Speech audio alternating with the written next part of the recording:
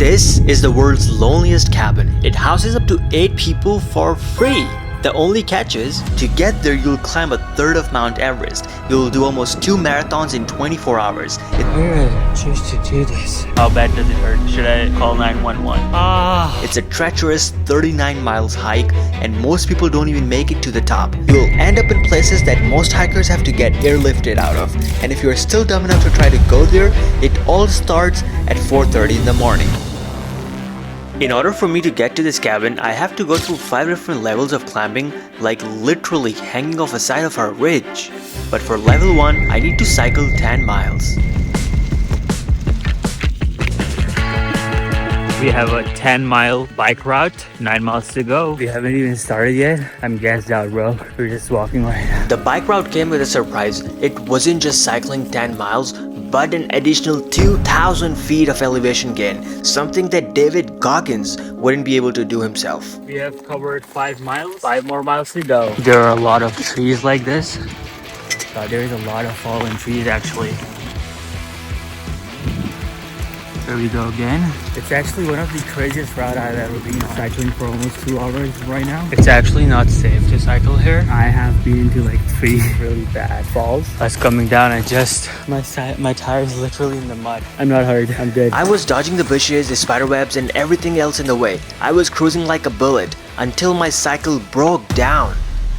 And I realized that I'm super underprepared for this journey. Alright, I have amazing news to tell you that my chain came off. Trying to fix the bike. We got scammed off of Facebook. Can't believe that this happened. Bike is fixed. We're taking a little water break. It's definitely not easy. I took a sip of water and got back to paddling into the jungle with my dream of sleeping in the world's loneliest cabin. It's a lonely place. And I want to talk about something really lonely that I've been just keeping in my heart because of certain things, because of failures. It's a very harsh feeling. As I was biking up this hill to go to the loneliest cabin, I was also thinking about how I have dedicated my entire life to do YouTube, doing stuff kind of like this. And in this moment in time, if I'm being honest, I was actually thinking about this being my last YouTube video I ever make. So no matter how scared I am being lonely, I gotta keep going to finish my level 1 of the climb. I think I need some food in my mouth. Oh, I see something. I saw my friend lying on the ground and didn't realize that we were done with our level 1 of cycling. No way. Well, the start of the hike, from here, the real adventure begins. How hard was it? Bro, it was so hard. Like, without electric bikes, it's like Nightmare. so hard. Nightmare. So we hit our bicycles and we were getting ready for level 2. Hiking 8 miles with an elevation gain of 4,000 feet through dense woods, so dense that they literally told me to get a machete to get through it. The trail is becoming overgrown. We need your help to save it. Feel free to borrow a machete. They're all gone right now. I started the climb. Mile 1. Here we go. We're feeling strong. Let's go. You guys can see how crazy this trail is. There's a broken tree here. Look at this chaos right here. We are right here. Now we gotta climb all this way up to the top. What I see in front of me is this ginormous tree. Seems like I have to walk over it. I have not seen more fallen trees than this track of Three Fingers Lookout. I have been walking for 1 hour. Mile 2. You know, David Goggins says, if you feel tired, it means you're only 40%. I believe that most human beings are only living at about 40% of their capability. Another fallen tree. That's ginormous, bro. This is what you call into the real wild. I gotta keep walking and less talking. Alright, this is definitely not safe to climb. I'm definitely as high as that mountain right there.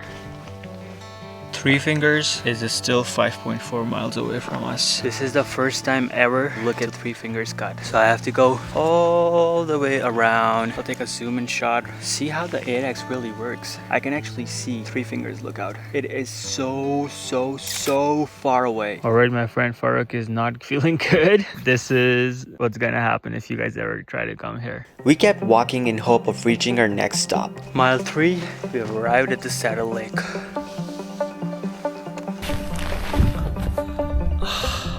Mile 15, I'm dead.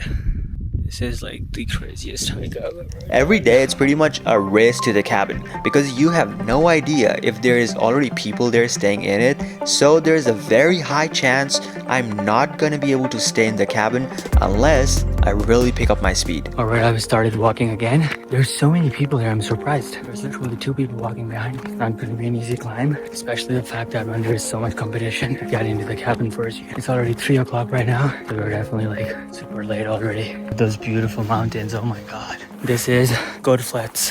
Hello.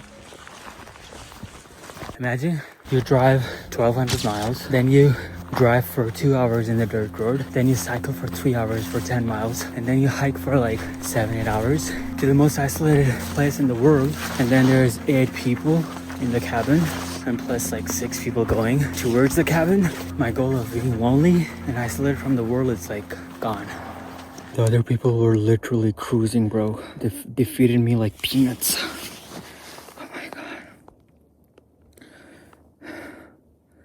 Besides being tired, there was one more problem I hadn't thought about. There were so many people, I might not even be able to sleep in the cabin. Mile 17. I'm literally like, running a marathon with an altitude of 7,000 feet. Beautiful view. We are getting to the point of the hike where the route slowly fades away and you just have to guide yourself. My knees, my thighs, everything is screaming right now. I've stopped. I don't think I can do it anymore, bro. How you doing, bro?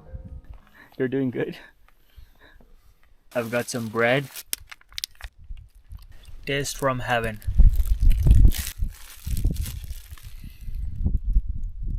17.5 miles. And the cabin is right there, still so far away. No matter how badly I wanted to stop, I had a promise to fulfill. I couldn't disappoint you guys, so I was literally dragging my body up these mountains until I arrived at a place called Tin Can Gap, aka level 3, climbing the ridges, and surely it came up with the biggest problem of the climb. Oh my god, this is crazy. I can already see the glaciers in the snow. Where's the road? Holy shit. That's the peak. Far, far away. So far it was risky and dangerous, but not deadly. And I didn't realize my friend had a change of heart and didn't want to go anymore because of the risk involved. From here is not gonna be easy. We are in a different world now. Like, we're not even talking the same language. That's the route. We have to cross the glacier, hike on top of that mountain, and then go in that cabin right there. And our energy levels right now, literally 0. How are you feeling after looking at that steep hill and the glacier? I'm just looking for the way to go there. It's this one. I mean, I don't think you have to climb it, If you don't feel comfortable with something, I don't wanna. It's like literally up to you. We can like, of course, camp right here. I don't wanna be the one putting your life in danger. But no matter what, I gotta go. What are you thinking? If something happens to someone, don't react emotionally, we have to think logically. That's the level we have reached. We're almost 1/3 of Mount Everest, which is 29,000 feet. Like, the question is, how did they even build that cabin in 1930s? Just how they bring all the stuff there. Like, how they choose that location? Because they literally can see like all of the valley, all of the mountains, if there is fire happening. All right, we have reached a point where Farooq doesn't want to go anymore because the route is so dangerous. And that like my bag is like more than like 30 pounds, I guess. I mean, we can leave the bag here. But like, Do you want to listen? No. We're gonna leave your bag here. Do you want to go? no. Yeah. So he doesn't want to go. I mean, I think that makes sense. You should not put your life in danger. Shoes is sometimes like slippery. Yeah. Along the way, Yeah. You could put on the crampons. but like still, Yeah, I think that's a good decision though. because like, okay, like the cabin is literally there. Yeah. I mean, I really want to see the cabin, but Yeah. like, guys, I just want to show. Like, there is the road. I can't see any road, but Dohaa sees the road. I mean, you just have to walk it. It's very like sketchy route. It's no route at all. There is a route. Yeah, like probably they have. I'll go and show it, but I understand. Like, so, oh god. All right, here comes the lonely route. Loneliest cabin and the loneliest route. If I don't come back, that means 1, I'm sleeping in the cabin. 2, I'm dead. I'm gonna come back soon, bro. I'll miss you, bro. See ya. Take care.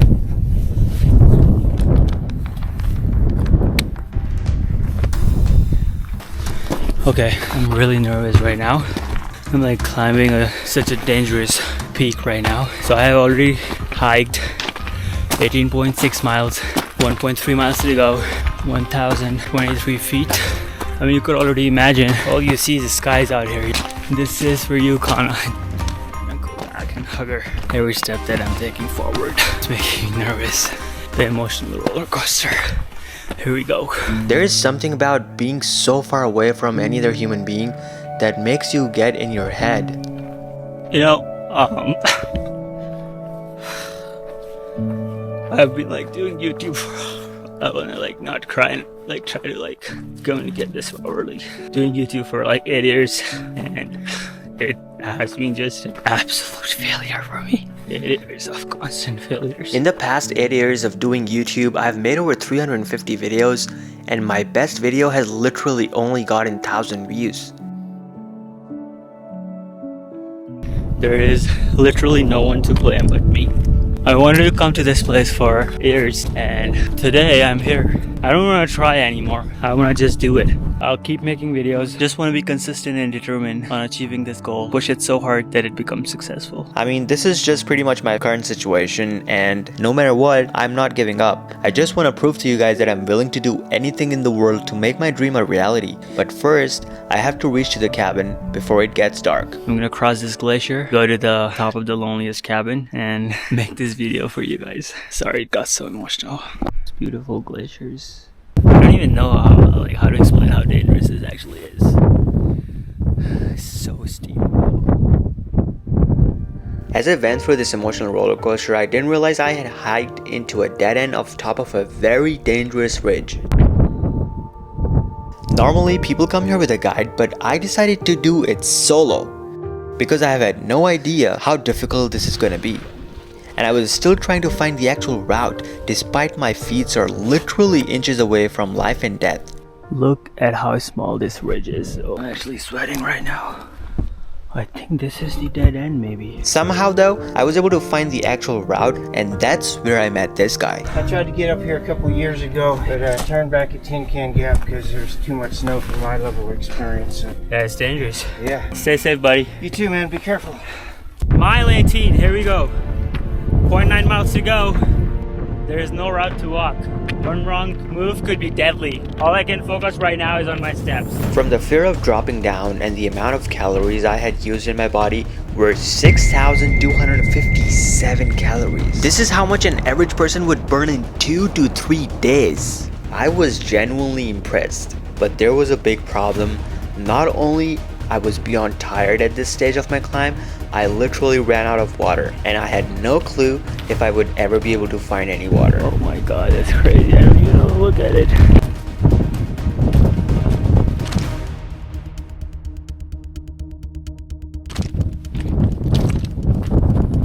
Oh, there's some water. I got really lucky, or you may call blessed by God, to not only be able to get water, but also I was done climbing dangerous ridges. However, there was even harder problem to solve. Level 4, the glacier. I had to cross this glacier, and just across the glacier after climbing the mountain again, there's the cabin. 0.3 miles to go. I don't have much time right now. I gotta use the ice axe and the crampons.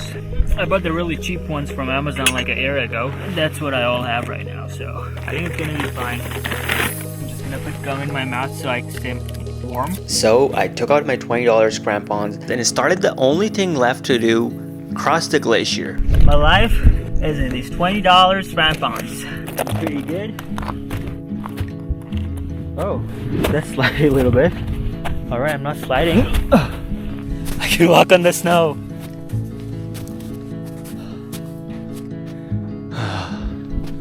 Loneliest cabin in the world, I'm coming. I can't believe the whole journey. 1,000-mile driving, 3 hours cycling, 7 hours of hiking, and now I'm literally walking on a glacier. Okay guys, here comes the dangerous part. The more slippery part. Oh no, this is not good.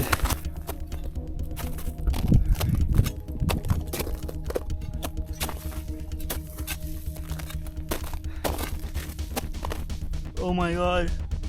So dangerous. Hit the back.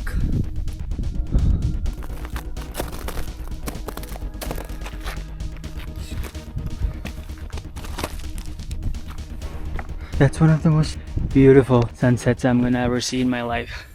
And with that, I was at my final level of this climb. Climb the ladder. There is about 3 ladders to climb. You know, I wonder how old are these ladders, because this was literally built in 1930s. If these are 95 years old, I wouldn't trust them. Alright, I might drop the camera, but I'm not gonna drop myself.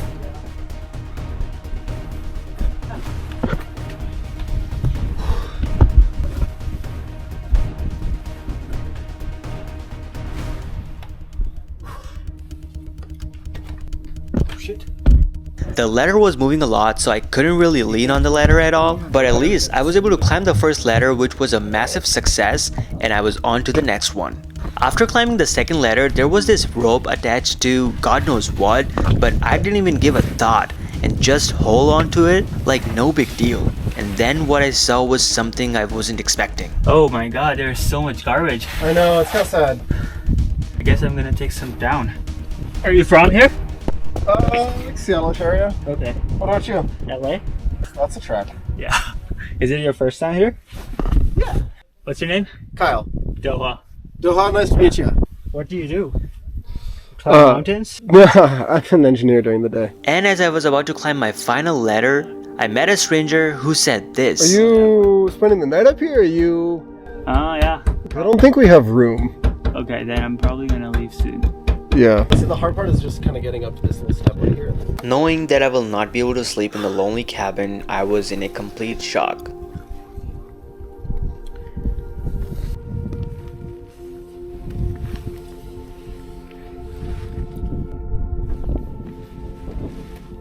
So I took one final faith of leap, stood up and walked this final rock that was literally the only thing left between me and the cabin. And after 12 hours of grueling hike, I had arrived to the loneliest cabin in the world.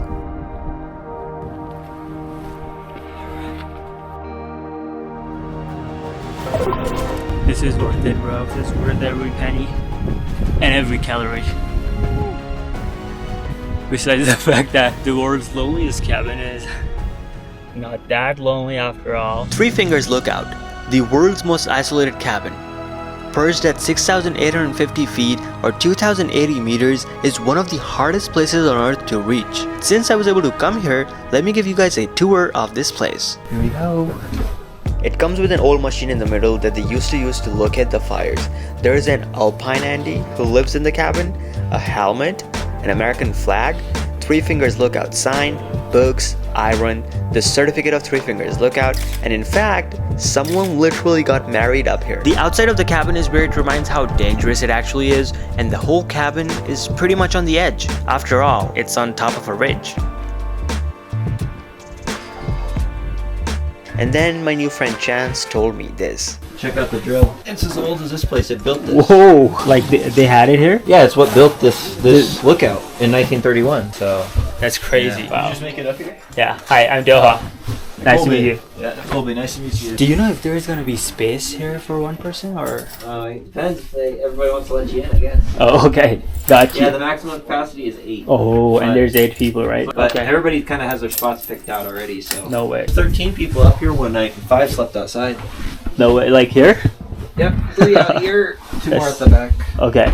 Yeah, I'm surprised they didn't beg to come inside, but they stayed out there all night. Wow. Cold night. They're in Yeah, I recent thought years. it's the loneliest place Yeah, in the that's what it world. says online. But It's a turned- party place at the top of the world is what it is. Yeah. The night there was 13 people, the guy brought a bottle of sake and a bottle of vodka. No way. And we drank it all between Bro. the 13 of us. Alright, I'm gonna drink some water. Cheers. After a long day at work, it was time for the dinner of a lifetime. For dinner, I've got some bread and tuna. Good time to be alive. Oh my god, this is so good. This is the best dinner I ever had, bro. Oh my god, bro. As I was enjoying my dinner, I was reminded that I actually can't really stay inside the cabin. There's almost 8 people in the cabin. Everyone's sleeping spot has already been booked, so I have no clue where I'm gonna sleep. I just might end up like right here, freeze to death. I think I'll be fine with the sleeping bag that I have. I'll just squeeze in my body and I'll hibernate myself into a sleeping bag. We made some friends. Yeah. It felt like a miracle because somehow I talked my way through and found a secret spot in the cabin right under the bed and convinced everyone to let me sleep there. This is gonna be my sleeping spot for the night. I'm gonna clean up these roots, put it in the back, and then sleep. We're literally sleeping inside the loneliest cabin in the world. Good night, guys. I'll see you guys. Well, I hope Alpine Andy doesn't disturb me at night.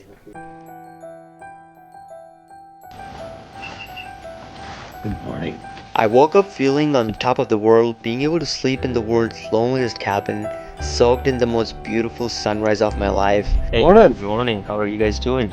We're terrible. This sucks. There is Mount Rainier on my left and Mount Baker on my right, and I was just standing right in the middle thinking I really enjoyed the cabin, made some new friends, and enjoyed the beauties that it has to offer. And with that, it was time to say a goodbye.